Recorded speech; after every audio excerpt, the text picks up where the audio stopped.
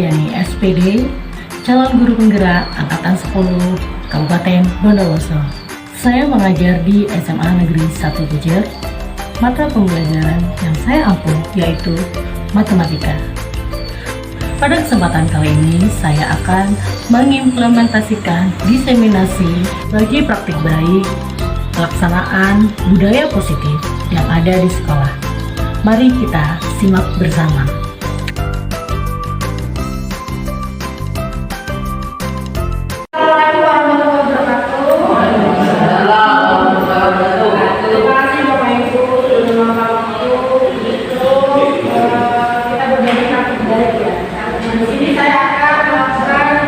Diseminasi tentang berbagi praktik baik pelaksanaan budaya positif di sekolah.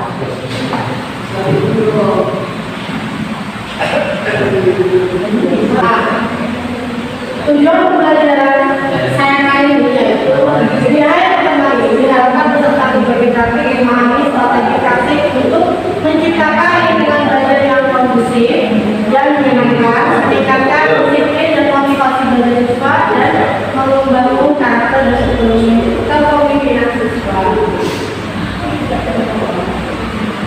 Melalui apa? Bapak Ibu, melalui yang pertama yaitu perubahan paradigma belajar, yang kedua adalah disiplin positif, dan yang ketiga adalah keyakinan kelas, dan keempat adalah segitiga restitusi. Nah, ada tahu ya Pak Gambar, tahu ya Pak Gambar? Silakan ditebak Bapak Ibu, kira-kira ini apa untuk membangkitkan semangat kita pada siang ini? Tuang air. Apa? Tuang air.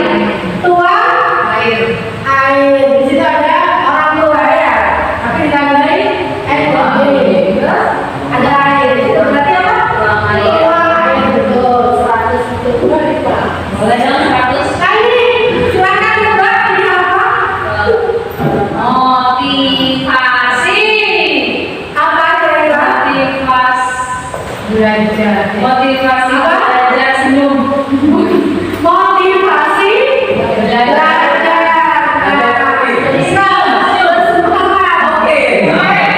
Oke ya, semangat. Asyik. Oke, yang pertama yaitu perubahan paradigma belajar. Nah, Kementerian Pendidikan, Kebudayaan dan Riset dan Teknologi mencanangkan 4 perubahan paradigma pembelajaran di Indonesia. Keempat paradigma tersebut muncul melalui kebijakan Merdeka Belajar pada tahun 2019. Nah, yang pertama itu semua upaya pendidikan apapun itu judulnya harus berpusat pada kepentingan siswa. Jadi harus berpusat kepada murid ya. Yang kedua, sistem pendidikan nasional tidak berjalan sendiri. Sebanyak mungkin stakeholder yang merupakan pihak eksternal, entitas bisnis hingga masyarakat untuk berperan aktif ikut mendukung atau merancang pengembangan dan pelaksanaan pendidikan. Yang ketiga ya, itu terkait dengan teknologi ya Bapak Ibu ya. Yang teknologi mesti dimanfaatkan sebagai fasilitas pendidikan. Jangan takut dengan teknologi, tapi mari kita gunakan dan manfaatkan teknologi untuk meningkatkan kualitas dan efektivitas pendidikan. Nah, contohnya apa Bapak Ibu? Pembelajaran kita yang beragam, yang bervariasi, nanti juga menggunakan teknologi. Oke.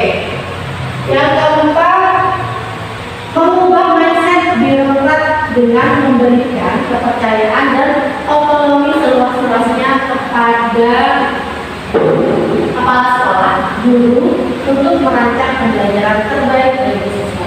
Kedua yaitu disiplin. Disiplin pengertian disiplin menurut KBBI adalah tata tertib di sekolah, kemiliteran dan sebagainya.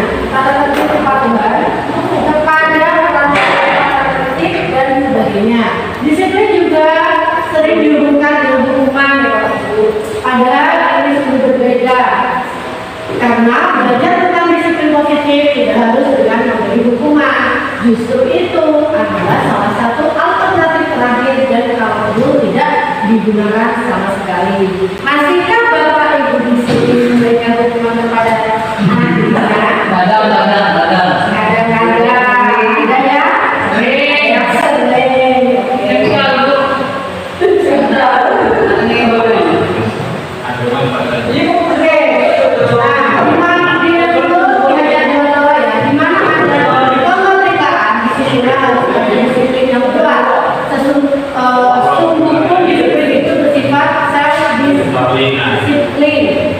yaitu kita sendiri yang melakukan kita dengan sekeras-kerasnya, tapi itu sama.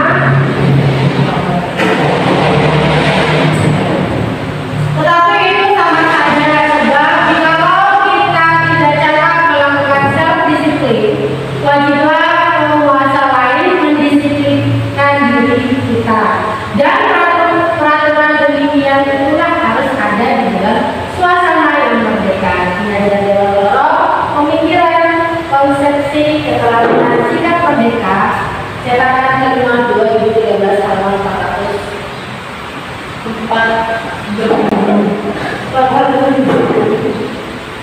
Oke, disiplin. Untuk menciptakan murid yang merdeka, syarat utamanya adalah harus ada disiplin yang kuat. Disiplin yang dimaksud adalah disiplin diri yang memiliki motivasi internal. Jika kita tidak memiliki motivasi internal, maka kita memerlukan pihak lain untuk mendisiplinkan kita atau motivasi eksternal karena berasal dari luar bukan dari dalam diri sendiri. Karena tidak dari diri kita sendiri, jadi kita tidak bisa mendisiplinkan diri sendiri. Gitu. Kalau misalnya kita tidak bisa mendisiplinkan diri sendiri, berarti orang lain yang harus mendisiplinkan seperti itu. Yang ketiga, motivasi perilaku manusia. Yang pertama, untuk menghindari ketidaknyamanan atau hukuman.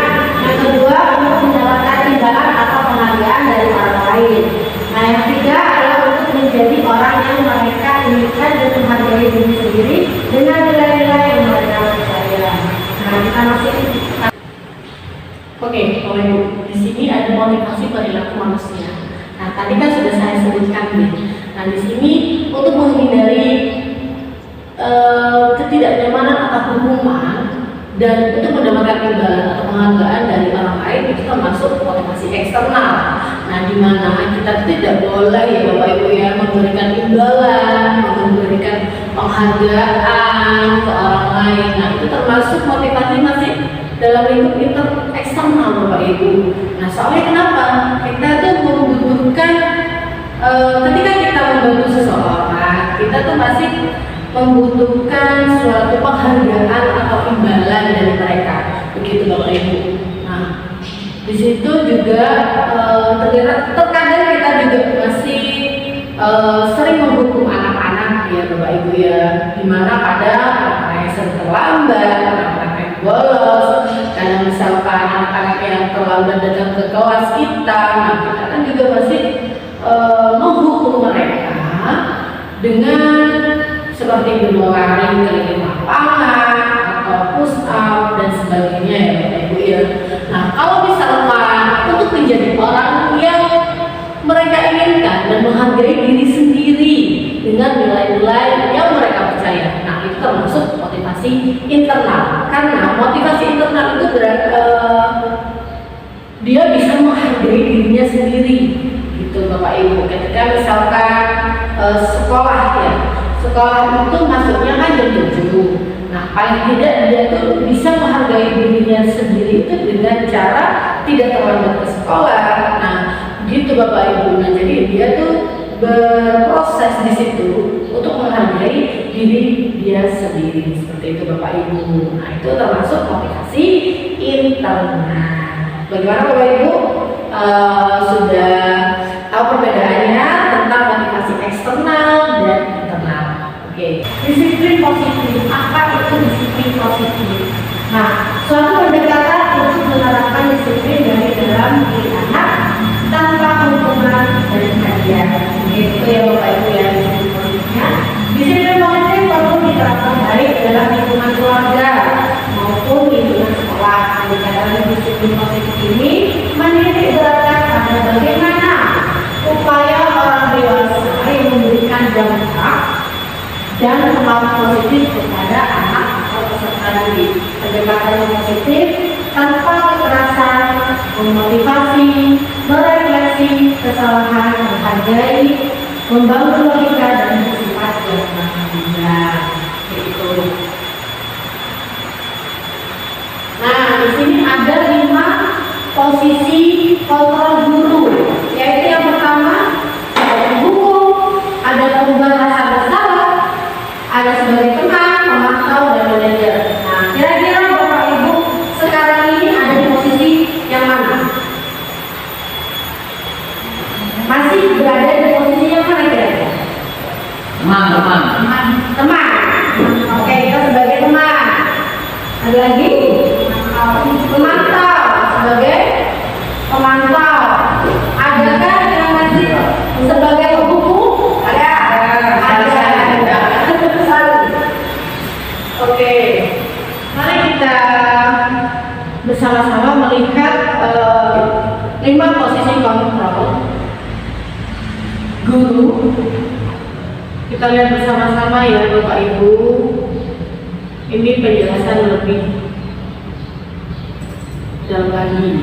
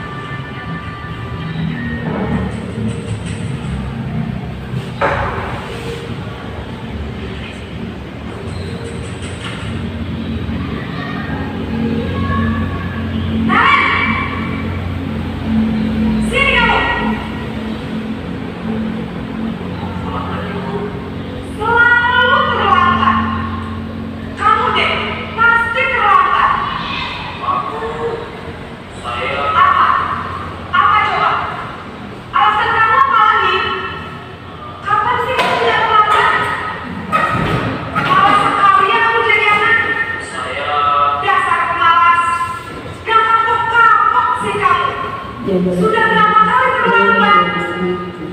Sana, kamu pilih lapangan basket 2 kali. Kenapa saya harus pilih lapangan basket, Bu? Kenapa? Kamu malah ibu. Berani-beraninya jawab. Sudah terlambat, masih berani jawab pula. Sekarang, keliling lapangan basket 5 kali sekalian. Biar kapok. Cepat. Pergi sana ke lapangan basket. Posisi penghukum biasanya berbicara dengan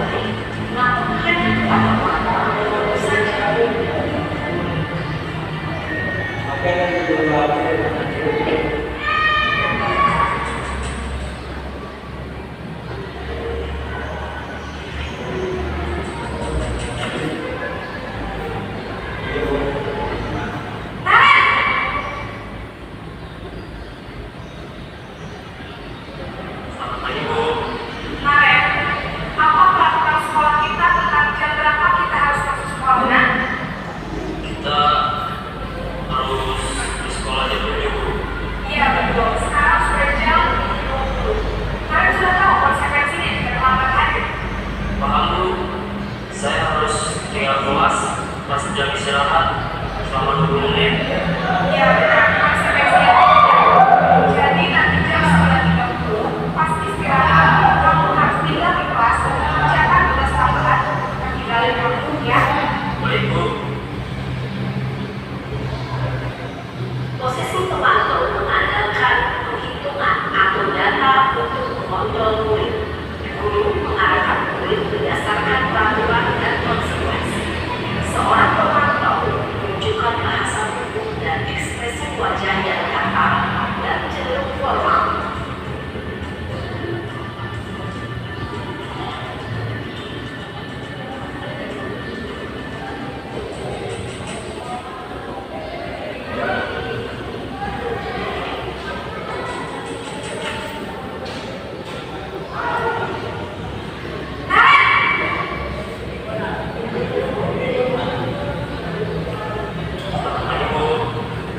Selamat pagi Naren. Maaf Bu, saya terlambat. Ya, sekolah masuknya jam 7, sekarang sudah jam 7.20. Jadi sekarang bagaimana ini Naren? Maaf Bu, saya lupa setel alarm saya semalam. Baiklah, menurut kamu, kira-kira sekolah yang mana yang perlu kamu tingkatkan? Menghargai diri sendiri dan orang lain mungkin ya Bu. Setuju. Jadi, apakah Naren meyakini prinsip saling menghormati tersebut? Iya Bu, saya meyakininya. Apakah Naren bersedia memperbaiki masalah keterlambatan ini? Bersedia Bu. Bagaimana kamu akan memperbaiki masalah keterlambatan ini? Saya akan coba untuk tidak lupa menyetel alarm saya Bu. Baik, kalau Naren bekerja awal di rumah, ada orang yang kira-kira bisa bantu mengingatkan tidak? Ada Bu, kata saya, Kak Emma. Ada lagi selain KM? Selain Kak Emma, ada ibu saya. Baik, jadi yang mengingatkan Naren adalah Kak Emma dan Ibu Kofia. Kira-kira akan mulai start alarm kapan nih, Naren? Setelah pulang sekolah, akan segera saya lakukan. Baik, jadi Naren akan setel alarm untuk bangun besok pagi dan akan diingatkan oleh kakak dan ibu dan Naren ya. Ada lagi yang mungkin perlu dilakukan Naren agar tidak terlambat bangun lagi. Tidak ada Bu. Baik Naren, terima kasih untuk kerjasama kamu. Sekarang kamu perlu kembali ke kelas untuk belajar. Baik Bu, terima kasih. Posisi manajer adalah posisi kontrol yang disarankan untuk membimbing murid memiliki sikap disiplin yang positif, yaitu murid yang mandiri, bertanggung jawab, dan dapat memecahkan masalah. Tujuan dari posisi ini adalah agar murid dapat berefleksi atas tindakannya. Guru akan lebih tulus memberikan pertanyaan-pertanyaan bermakna, sehingga membuat murid dapat belajar dari kesalahannya dan mencari sebuah solusi untuk menyelesaikannya. Ibu dan bapak guru hebat setelah mengalah. Oke Bapak Ibu, gimana? Sudah paham, sudah jelas mana itu penghukum, terus manajer, pemantau, teman. Nah, sudah jelas ya Bapak Ibu ya. Sudah ada pandangan buat murid-muridnya. Jadi kita tidak boleh menghakimi atau menghukum anak-anak begitu saja ya. Jadi kita harus menjadi seorang manajer yang bisa mengarahkan anak-anak. Nah, anak untuk lebih dan bisa menyelesaikan masalahnya sendiri dan bisa memperbaiki apa yang menjadi masalahnya di rumah. Itu Bapak Ibu. Ketiga, keyakinan kelas. Memahami pentingnya memiliki keyakinan kelas sebagai fondasi dan arah tujuan sebuah sekolah atau kelas. Nah, fondasi tersebut akan menjadi landasan dalam memecahkan konflik atau permasalahan yang ada di sekolah atau kelas, sehingga pada akhirnya akan menciptakan budaya positif. Nah, keyakinan kelas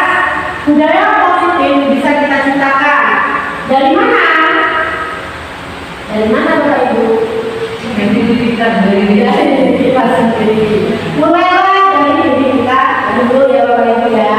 Coba kita renungkan bagaimana kelas kita, seperti apa kelas impian kita. Kelas impian kita yang seperti apa? Yang menyenangkan, yang seru, yang aktif, gitu ya. Dan saya, jika lingkungan di sekeliling murid terasa aman dan nyaman atau tidak ada tekanan, maka proses pembelajaran lebih mudah diterima. Betul? Betul ya. Lalu bagaimana menciptakannya?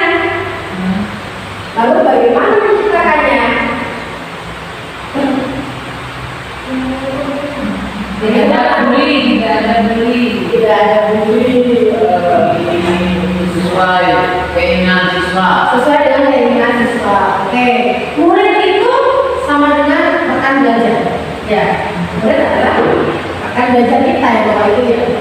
Dulu saat sekolah atau kita menjadi siswa, saya suka belajar kepada Bapak Ibu guru.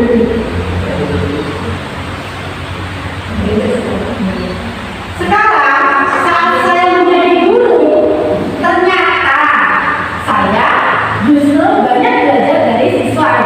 Bapak Ibu ya, bagaimana Bapak Ibu? Ya, setuju. Setuju. Sabar emosi, hidup pembelajaran sebagai masa. Mulailah menganggap murid adalah rekan belajar kita. Sebagai rekan kita bisa berfungsi kata Upi. Kita berfungsi ya kata Upi. Penyemangat itu. Oke. Lanjut next. Kesepakatan kelas. Nah, di sini kesepakatan kelas yang mana? Orientasikan kepada siswa tentang pentingnya kesepakatan kelas bagi kelancaran proses pembelajaran. Nah, yang kedua yaitu ambil waktu yang tepat. Biasanya di awal semester pembelajaran ya Bapak Ibu, atau sesuaikan kondisi. Bisa juga kesepakatan belajar tiap bab, misalkan seperti itu. Atau pimpin diskusi terkait kesepakatan, tampung ide, gagasan, pemasukan, atau juga merumuskan bersama dengan berpihak pada murid. Nah, yang selanjutnya keyakinan kelas bisa dilakukan bersama wali kelas, guru maker, lingkup lain seperti pimpinan sekolah, kepala perpustakaan dan lain-lain. Nah, ini di awal semester sesuaikan kondisi yang Bapak Ibu ya untuk kesepakatan kelasnya. Nah, mulai dari mana? Refleksi, diskusi. Apa yang membuat kalian tidak nyaman di kelas? Misalkan Bapak Ibu sebagai siswa, kira-kira apa yang membuat kalian tidak nyaman di kelas? Banyak tugas, terus kurang seru ya, misalkan pembelajarannya, terus Terlalu ramai teman-teman. terlalu ramai. Oke, yang kedua, apa usul kalian agar kelas menjadi nyaman? Asik. Iya, asik. Kelas yang menyenangkan dan nyaman. Oh, tidak ada tugas juga. Oke, apa peraturan kelas yang kalian inginkan? Misalkan, apa peraturan kelas yang kalian inginkan? Jawab langsung tapi dikasih tes. Tidak membuli ya. Kadang-kadang ada yang membuli ya. Membuli temannya ya. Tidak membuli. Terus apa konsekuensi jika ada yang melanggar? Sanksi. Sanksinya apa misalkan? Mustahil itu berarti berguru. Mustahil itu berguru ya. Kalau olahraga gimana? Kalau olahraga, Biar sehat katanya. Hanya ada kalau mau kerja baik pusat dari lari atau yang lain. Lebih suka itu biar badannya lebih besar. ya nggak apa-apa. Yang penting kesepakatan kan. Ya benar. Ya, nggak apa-apa juga. Yang penting kesepakatan bersama. Ya benar. Oke. Boleh jadi ya. Yuk kita buat bersama kesepakatan dan keyakinan kelas kita. Misalkan seperti itu ya, contohnya seperti itu. Nah, di sini adalah panduan bagaimana cara kita untuk membuat keyakinan kelas. Oke, mari disimak.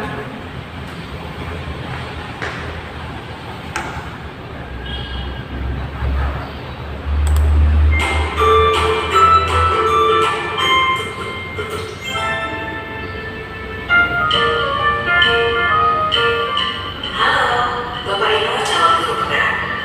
Video ini akan menampilkan 6 panduan yang dapat diterapkan dalam menyusun kesepakatan kelas. Mari kita simak bersama. Izinkan murid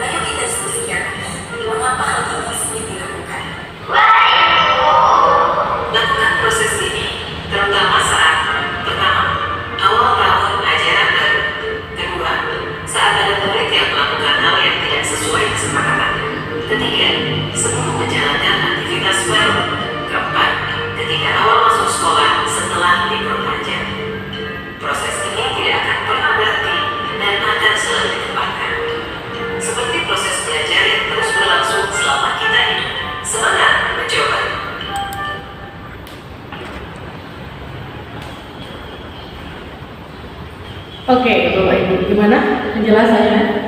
Sudah bisa dipahami ya Bapak Ibu ya. Bagaimana cara kita membuat kesepakatan kelas dengan baik. Oke, nah bisa diterapkan nanti di kelasnya masing-masing ya Bapak Ibu. Restitusi, oke. Restitusi yang terakhir Bapak Ibu. Restitusi adalah proses menciptakan kondisi bagi murid untuk memperbaiki kesalahan mereka, sehingga mereka bisa kembali pada kelompok mereka dengan karakter yang lebih kuat. Oke, lanjut next. Langsung belum aja. Oke, segitiga restitusi. Kamu tentu punya alasan mengapa melakukan itu. Nah, di situ ada pertanyaan yang Bapak Ibu ya. Nah, segitiga restitusi itu yang pertama yaitu yang kita lakukan yaitu menstabilkan identitas diri. Setiap orang pasti pernah melakukan kesalahan. Ya, kamu bukan satu-satunya yang pernah melakukan itu. Seperti itu. Nah, yang kedua, validasi tindakan yang salah. Kamu tentu punya alasan mengapa melakukan itu. Adakah cara yang lebih efektif untuk mendapatkan apa yang kamu butuhkan? Dan yang terakhir yaitu menanyakan keyakinan kelas apa yang telah kita sepakati. Seperti begitu Bapak Ibu. Terus kamu ingin menjadi orang yang seperti apa? Nah, video kali ini adalah penerapan segitiga restitusi Bapak Ibu. Contoh yang ada ini bisa lebih Bapak Ibu pahami lagi apa sih tentang penerapan segitiga restitusi itu. Oke, mari simak.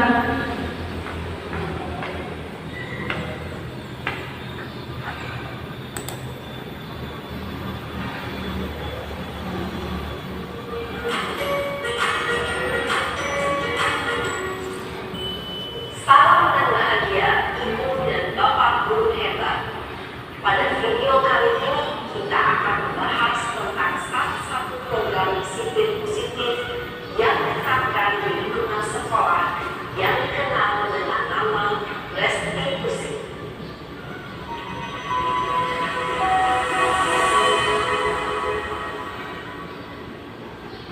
Restitusi dikembangkan oleh pakar pendidikan dari proses berlandaskan pada teori kontrol yang perlu riset. Segitiga restitusi adalah suatu proses dialog yang dijalankan oleh guru atau orang tua agar dapat menghasilkan murid yang mandiri dan bertanggung jawab. Pada saat menjadi posisi manajer, aspek yang dikembangkan pada murid adalah motivasi intrinsik, sehingga penanaman nilai-nilai kebajikan dapat tumbuh dan berubah menjadi suatu kebiasaan positif yang akhirnya membentukkan terpilih. Proses dialog ini terdiri dari 3 langkah yang digambarkan pada ketiga sisi pada segitiga restitusi. Sisi pertama adalah menstabilkan identitas. Sisi yang kedua adalah validasi tindakan yang sama. Dan sisi yang ketiga adalah menanyakan keyakinan. Ibu dan Bapak Guru, berikut ini akan ditunjukkan bagaimana seorang guru berada dalam posisi manajer menggunakan penerapan segitiga restitusi.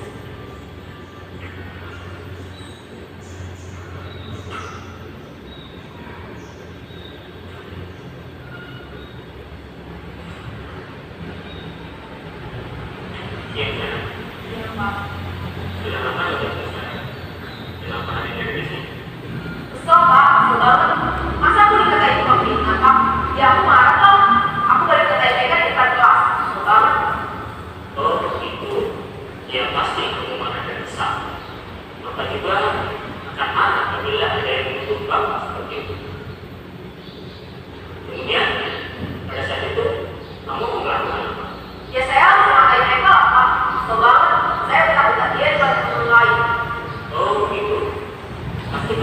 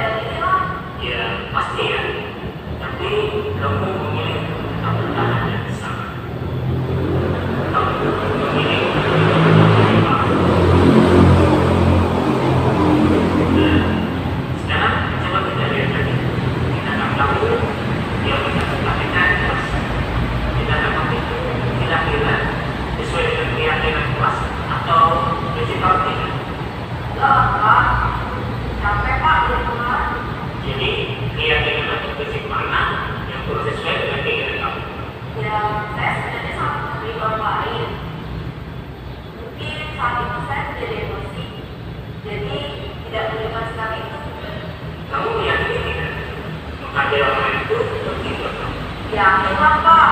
Iya, setuju. Kita harus saling menghargai.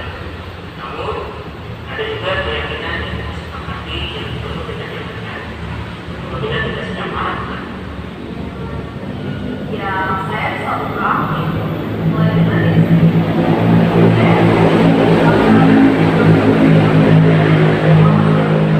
kira-kira kamu bersedia memperbaiki masalah ini? sedia Pak. Kalau kamu memperbaiki masalah ini, kamu akan menjadi orang seperti apa? Saya akan menjadi orang yang bertanggung jawab kali ya Pak. Dan senantiasa proaktif. Iya, menurut kamu, bagaimana rasanya menjadi orang seperti itu? Ya nyaman lah. Bangga bisa bersabar dengan hati. Baiklah kalau begitu. Yuk kita pikirkan bagaimana memperbaiki masalah ini.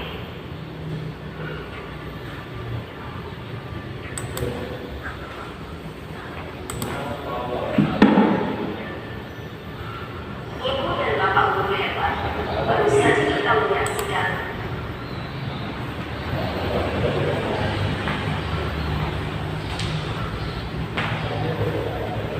Oke Bapak Ibu, gimana? Sudah tambah jelas ya tentang restitusi, penerapan restitusi yang ada di sekolah. Di situ sudah ada contohnya ya Bapak Ibu ya, bagaimana cara kita menangani anak-anak yang bermasalah. Jadi kita menangani anak-anak yang bermasalah itu tidak hanya menggentar saja atau langsung marah-marah atau bagaimana. Yang pertama yaitu menstabilkan identitas, yang kedua adalah memvalidasi tindakan yang salah, yang adalah menanyakan keyakinan Bapak Ibu. Bagaimana Bapak Ibu sudah jelas ya sekarang ya bagaimana tindakan yang harus kita lakukan terhadap anak-anak yang bermasalah. Lebih memahami segitiga restitusi, mari kita berikan contoh. Misalkan monggo Bapak Ibu yang bersedia untuk mencontohkan di depan, atau bisa saya tunjuk saja ya, misalkan Bu Arifah. Monggo. Baik, saya jadi apa Bu? Jadi murid? Jadi gurunya ya. Jadi Oke, gurunya. kemudian Ibu Mawar. Silakan Ibu Mawar. Oke, maaf ya Ibu Mawar kita sudah lama. Oke, di sini ada Ibu Arifah dan Ibu Mawar akan memperagakan segitiga restitusi, yaitu tentang pembulian yang ada di sekolah. Misalkan itu. Oke, gimana Bapak? Gimana? Oke, Bu siap. Arifah? Ya, Siap? Bu Mawar? siap. Oke, silakan. Satu, belum masih ya? Ya. Sudah? Oke. 1, 2, 3, action. Selamat siang Mawar. Siap Bu. Ada apa lu sini? Dipanggil sama siapa? Sama Ibu Wali kelas ya? Ya Bu, disuruh menghadap Bu Arifah. Boleh diceritakan kenapa kok disuruh menghadap saya? Sebenarnya tadi di kelas ada sedikit masalah. Ada masalah? Sedikit Bu. Sedikit masalah apa itu?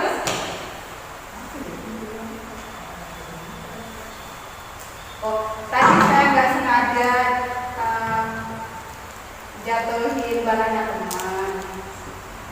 Hanya menjatuhkan barangnya teman. Iya, terus yang punya tuh nggak terima Bu, jadinya saya seperti dulu pulang. Ya, Dok, coba ceritakan lebih jelas lagi masalah apa tadi. Itu Bu, tadi kan saya di kelas chattingan sama pacar saya. Ya, terus? Terus ada yang bilang kalau ternyata si Rosi itu juga chattingan Bu sama pacar saya. Saya kan nggak terima ya, ya sudah saya datangi Rosi Bu. Terus dijebak? Saya cuma mau lihat HP-nya, bener chattingan apa enggak. Terus? Sama Rosi nggak boleh Bu, ya sudah saya paksa. Akhirnya? Akhirnya bertengkar. Dia bertengkar. Iya. Siapa Bu Mawar sudah menjelaskan kenapa kok mengambil HP-nya mungkin? Sudah bilang, tapi Rosi tidak boleh, malah tidak boleh. Jadinya saya paksa. Saya sebetulnya tahu isi hati Mawar sedang gelisah kan karena takut pacarnya sepupu dengan Rosi ya kan? Iya. Itu menurut Mawar opini atau fakta? opini. Berarti itu hanya sebatas pemikiran saja kan, ya belum ada fakta yang mendukung bahwa Rosida itu jadinya dengan seseorang yang mawar sayang kan? Ya.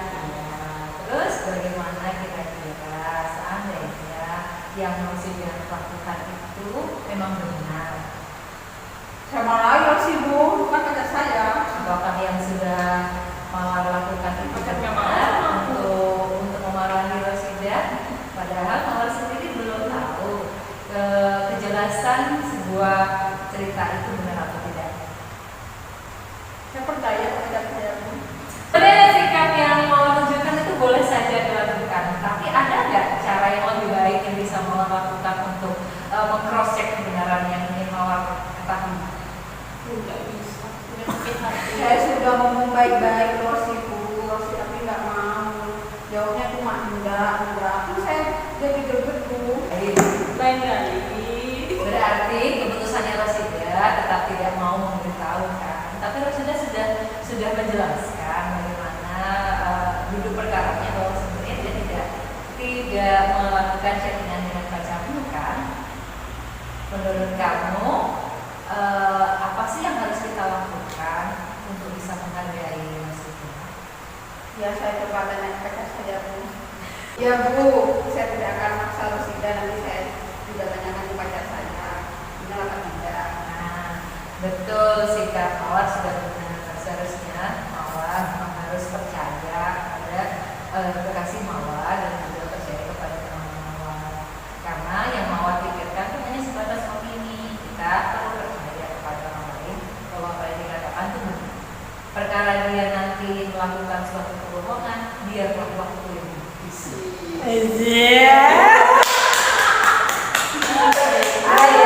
Baik-baik ya dengan temannya ya.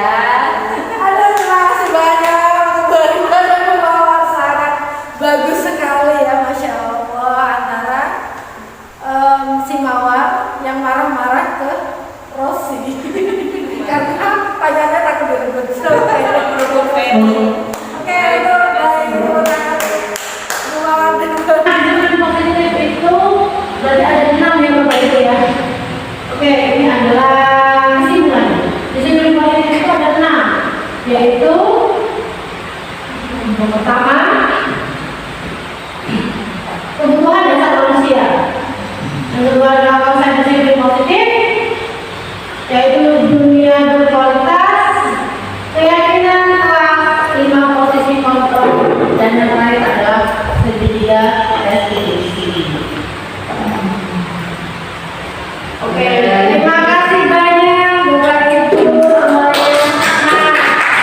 Nah, persoalan dulu adalah pilar utama dalam membangun keberagaman.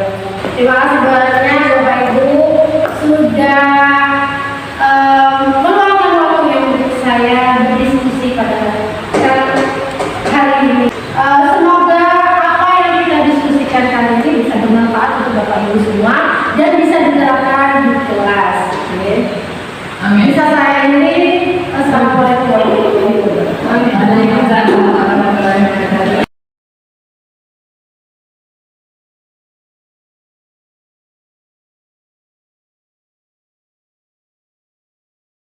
Assalamualaikum warahmatullahi wabarakatuh. Saya Rosida Ismadari SPD, guru BK di SMAN 1 Pujer. Setelah mengikuti kegiatan diseminasi berbagi praktik baik pelaksanaan budaya positif di sekolah oleh Ibu Reni, saya sangat senang dan merasa terbuka dengan adanya restitusi, di mana saya berharap semua guru mata pelajaran mampu dan mau menerapkannya di kelas dan di luar kelas, sehingga anak menjadi termotivasi secara intrinsik dan menjadi pribadi yang lebih baik.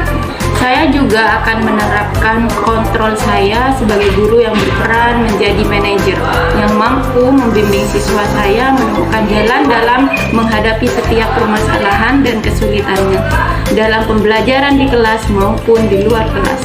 Wassalamualaikum warahmatullahi wabarakatuh. Assalamualaikum warahmatullahi wabarakatuh. Perkenalkan, nama saya Saya Ahmad Fauzan. Saya adalah guru PPKN di SMA N 1 Pujer. Setelah mengikuti kegiatan diseminasi berbagai praktik baik pelaksanaan budaya positif di sekolah oleh Ibu Reni, saya sangat antusias dan merasa terketuk dengan adanya restitusi, di mana saya berharap saya juga mampu menerapkannya di kelas dan di luar kelas sehingga anak menjadi termotivasi secara intrinsik dan menjadi pribadi yang lebih baik. Nah, sebagai guru yang berperan menjadi manajer, saya mampu membimbing siswa saya menemukan jalan dalam menghadapi setiap permasalahan dan kesulitannya dalam pembelajaran di kelas maupun di luar kelas. Tetap semangat dan luar biasa. Terima kasih. Wassalamualaikum warahmatullahi wabarakatuh. Kunci bukunya ya.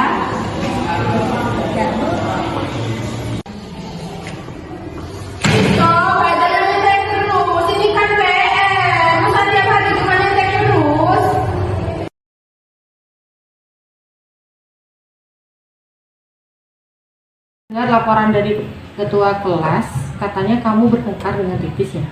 Iya Bu, habisnya saya kesel. Kenapa kamu kesal? Soalnya Titis mencontek hasil pekerjaan saya, bukan hanya PR, tugas juga dicontek. Oh begitu, wajar ya kalau kamu marah dan kesal pada Titis. Jika ibu ada di posisi kamu, ibu juga pasti akan berbuat hal yang sama seperti itu. Lalu, apa yang kamu lakukan terhadap Titis? Saya marah-marah Bu, saya maki-maki Titis, terus tanpa sadar saya menggebrak mejanya. Oh begitu, ibu paham. Kamu bersikap seperti itu pasti ada alasannya.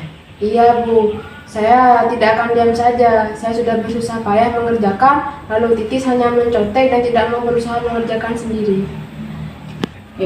Iya ibu paham, kamu merasa kesal karena tidak rela ya jika pekerjaanmu itu dicontek begitu saja ya oleh Titis.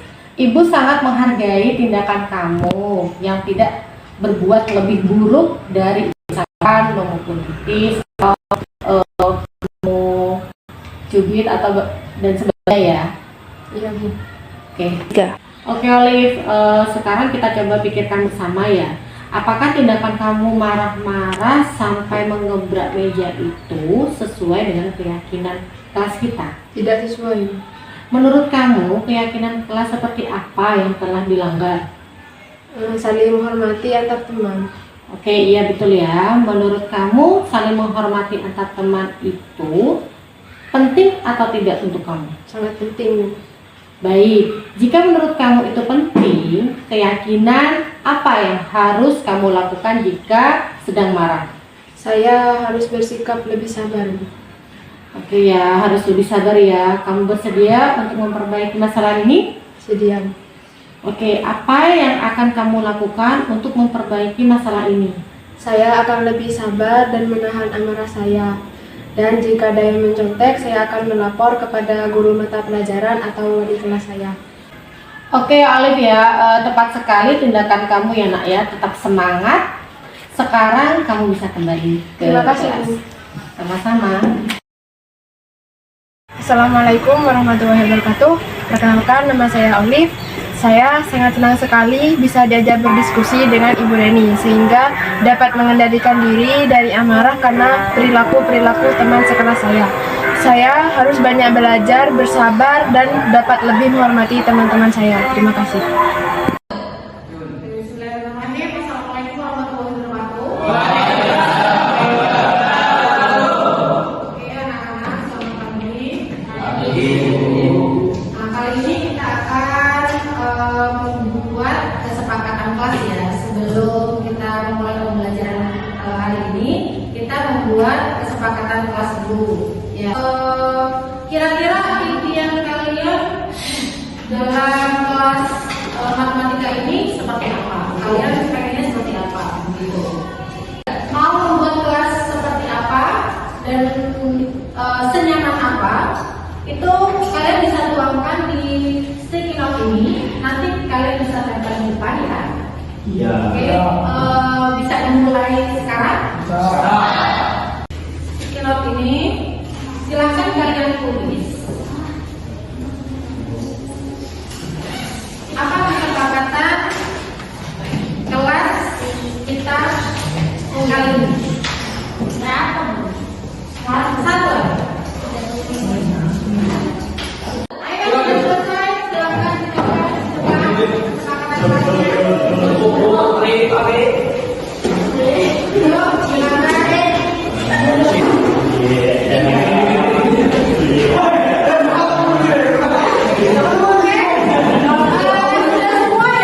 Untuk kesepakatan kita kali ini ya, sudah ada semua ya?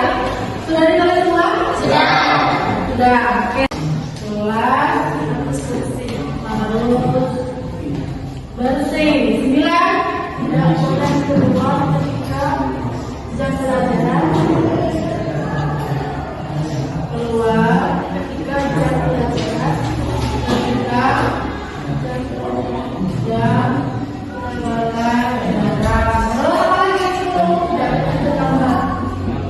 tidak boleh terlambat.